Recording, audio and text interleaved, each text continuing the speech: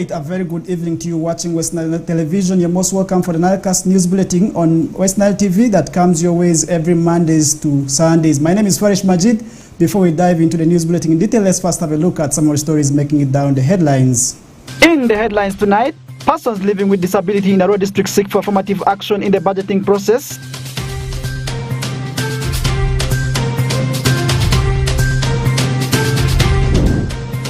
Goliath Deaconry passes out at the 6 catechists after 2 years training.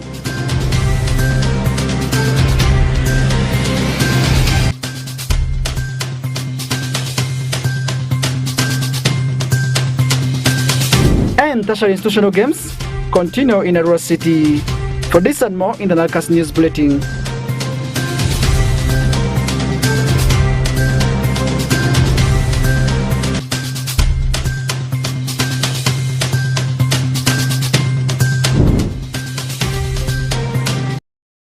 All right, welcome back, and once again, thank you so much for joining us for the NILE CAST News Bulletin, and my name is Farish Majid.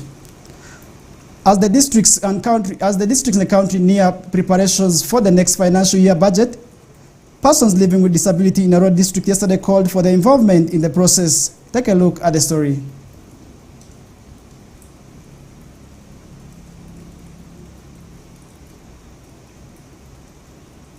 As local governments and preparations plan for the next financial year budget, persons living with disability in Arua district are seeking for special consideration in the budget process and the involvement in the process so as to improve on their budget allocation and service delivery. This call was made during a project launch titled Influencing the District Council to Prioritize Women with Disabilities issued into district plan by January 2024 at Roseville Hotel in Arua City by Upendo ni Baraka, a non-profit organization. Abiko Rose, chairperson for little persons in Arua district, is of the view that if concerns of persons living with disability are to be addressed by themselves, this will help address on the challenge of resource allocation and improvement on service delivery. There's nothing for us without us. If we were the one to talk on our behalf, our representatives, they talk. This is the challenge. This budget should be like this and that. Though it is not overnight, it can increase. The last quarter, last financial year, if it was 500, then another financial year it can come to 520 or 550. Smaller by smaller, it can increase. And when the little is already put in the budget, let it not remain in the budget. The implementation should be there. It should go back to them. What is budgeted should be seen that they are benefiting out of the small budget. Betty Wuzu, the acting executive director of Upendo ni Baraka, says that the project seeks to help women living with disability whose rights have been abused. Women with disability are going through and no one sometimes notices it. So in the projection bit of it, we'll look at the women who have been abused by the community people, by even some of us, perpetrators of these abuses. So we will provide for them psychosocial support and also train them to advocate for their rights and speak for themselves alone. The project is more to do with voicing out issues that affect women with disability, if I can summarize that. Rehma Minala, a legal officer attached to FIDA Uganda, a legal entity that provides women with legal services, says that the allocation of funds to supporting persons living with disability is too meager, as she calls for continuous support of the partners. We realize with budgeting, the funds allocated to supporting persons with disability is usually very low and quite low. Every year we keep advocating for the same. Their budget should be widened a bit, and also the funds they get from government, you realize it's not really that enough to sustain a person for that long. So we come in to tell you that partners have done a lot, like supporting these groups of people, supporting their associations, their organizations. We do a lot when it comes to their celebrations.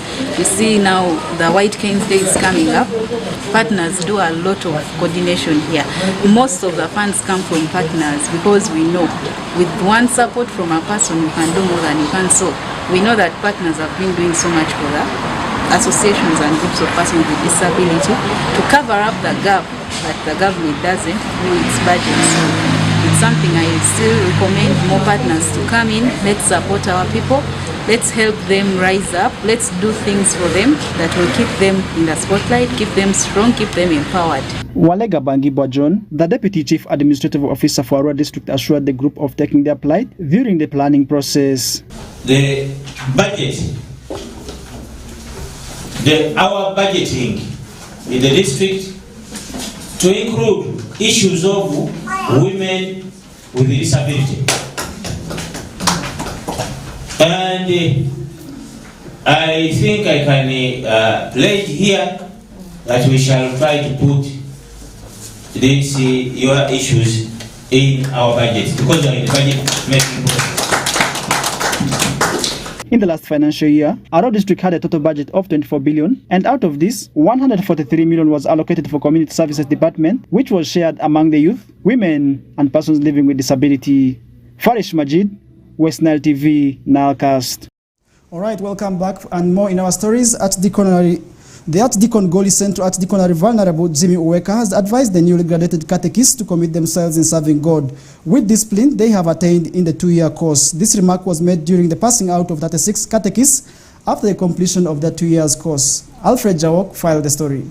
The Archdeacon was speaking this afternoon during the pass out of 36 catechists as Pagisi Church of Uganda Goli Central Archdeaconry. According to the servant of God, the graduates must lead by example as they serve God.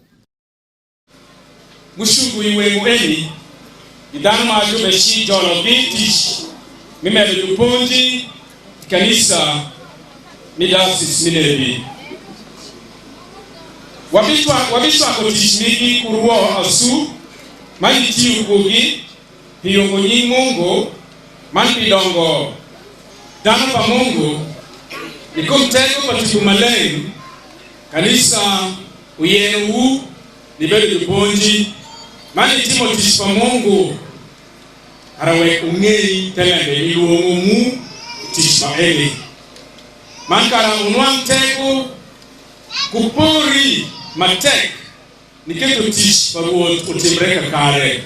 Meanwhile, Reverend Stephen Waningom, the parish priest, Jangokoro Church of Uganda, in his sermon during the pass out noted that the 36 catechists are the pioneers of Goli Central Archdeaconry Training Center ATC after the training institute was relocated to Pagisi Church of Uganda in 2021. Man, dominei nya idetish miti mutish maenu kura mora amora na emketi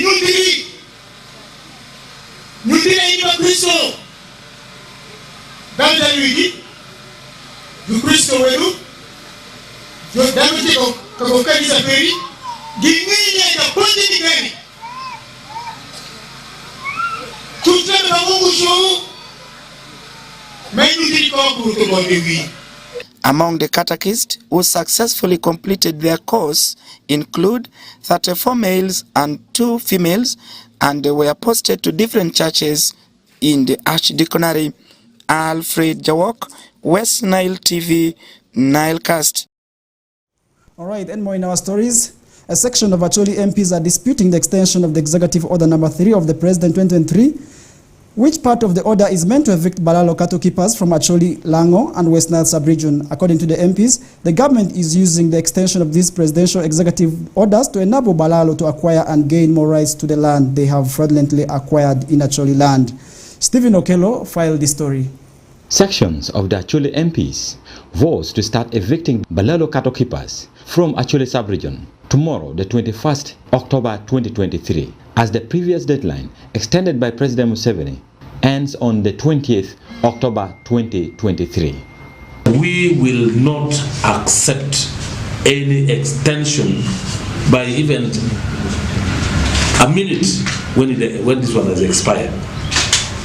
By even a minute, no extension is welcome in Acholi sub-region as far as the executive order which has been issued is concerned, especially on the issue of Balalo. We will maintain that this Balalo must go.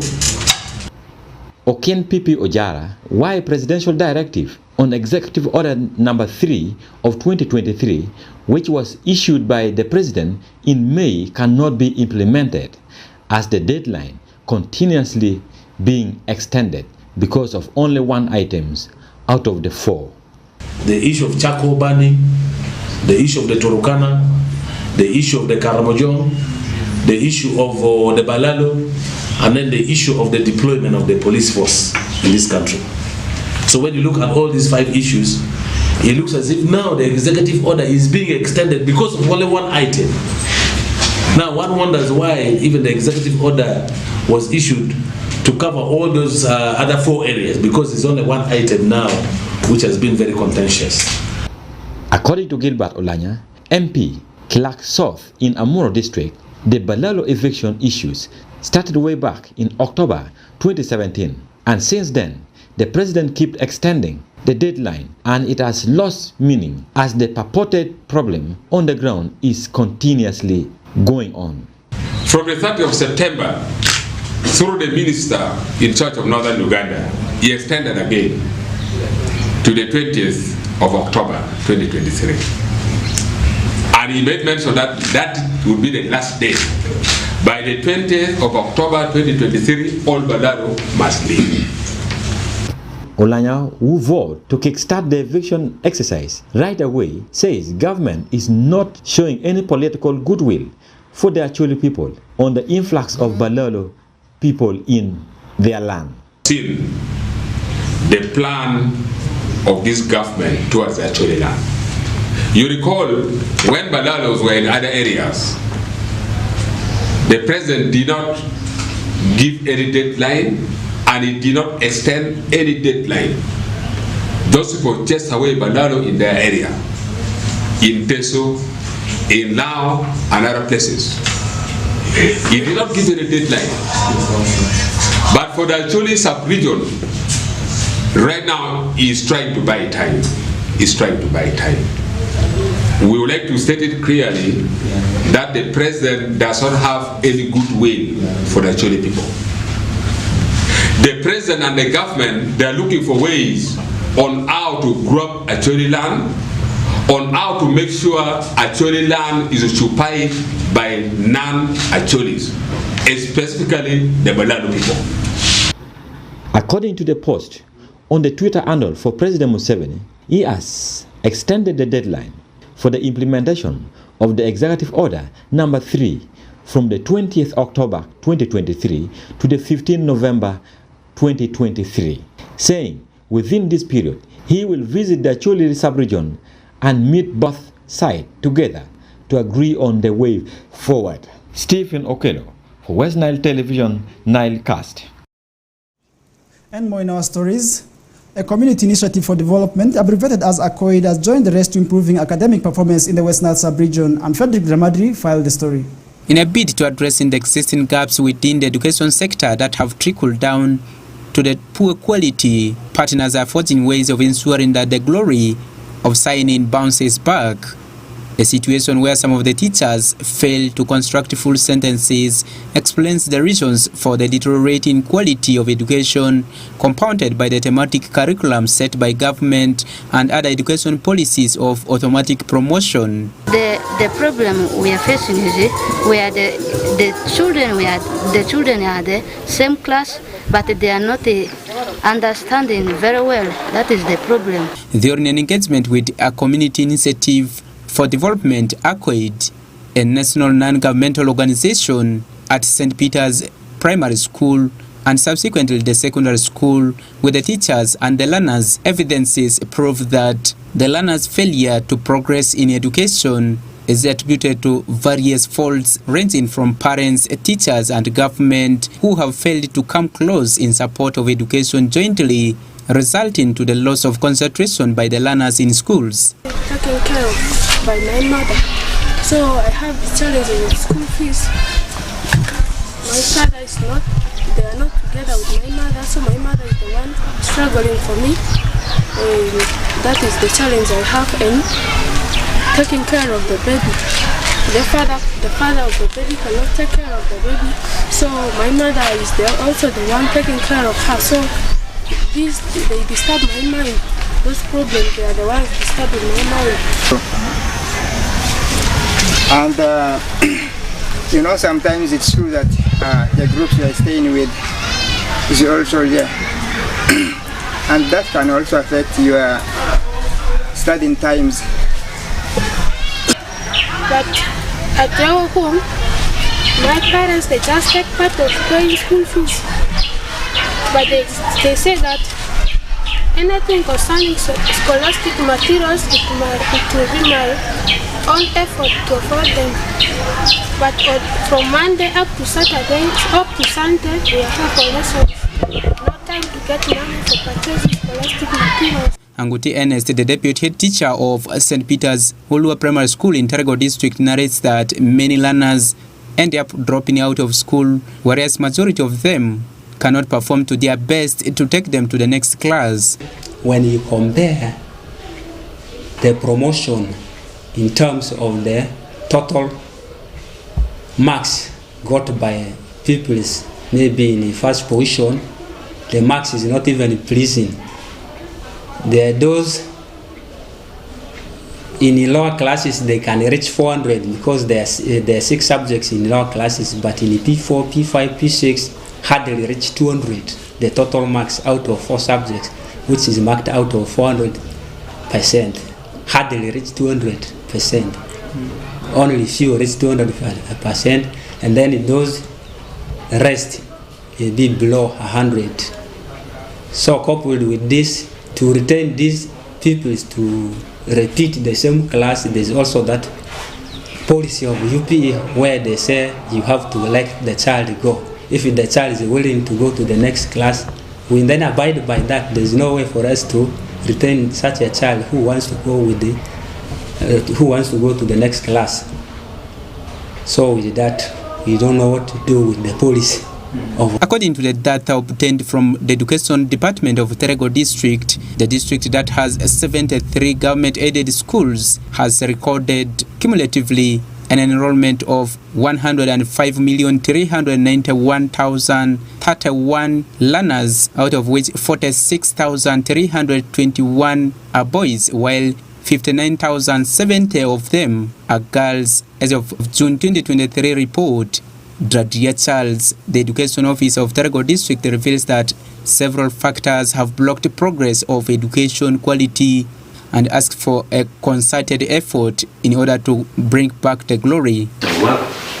We're also grateful this time they gave teller tablets for monitoring inspection, which is good, but we have a problem of network, we have a problem of power, and therefore the effective use of the teller machines is a challenge. We also have the issue of the teacher policy. The teachers we are handling now that are supporting the learners must be graduates in the forthcoming years. I think 2030, around there, they should be graduates. But there is no clear policy circular document as far as they are going for further studies concerned. In order to keep the girl child and enhance education standards across the schools, a community initiative for development, ACOID, donated educational materials to St. Peter's Primary and Secondary School, including some of the sanitary materials. Fabiola Annette Izuma, the Executive Director, a community initiative for development, ACOID, explains that the interventions are tailored towards identifying challenges and deriving immediate interventions that can propel progress of quality education in Uganda. And we passed. Some of us even got scholarships because we passed from these places. What has changed? The performance rate of our schools, both primary and secondary, is wanting.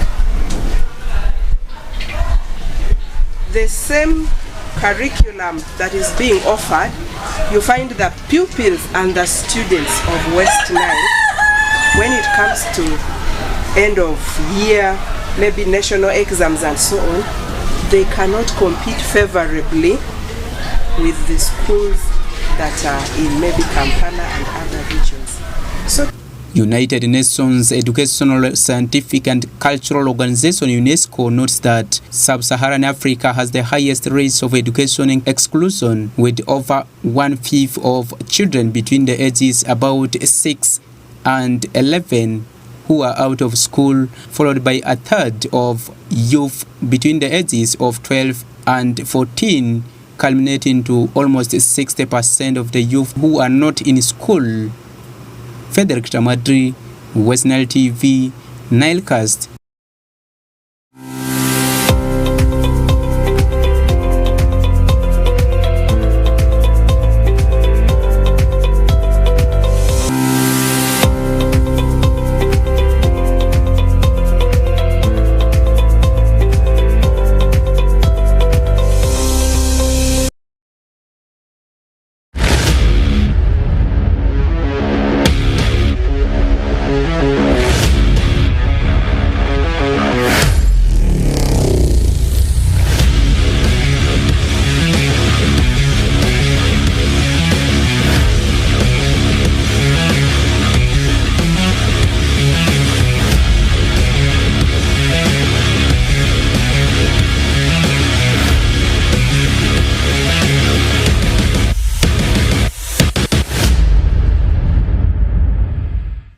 And to sum up the news bulletin with the sports news, Arua City Tertiary Institutional Ball Games that started on Wednesday 18th of October will get climax tomorrow on Saturday 21st of October with the finals for both boys and girls in football and also netball for girls. Innovative, NIMSA and St. John's College are the defending champions. Oraku Benson filed the story.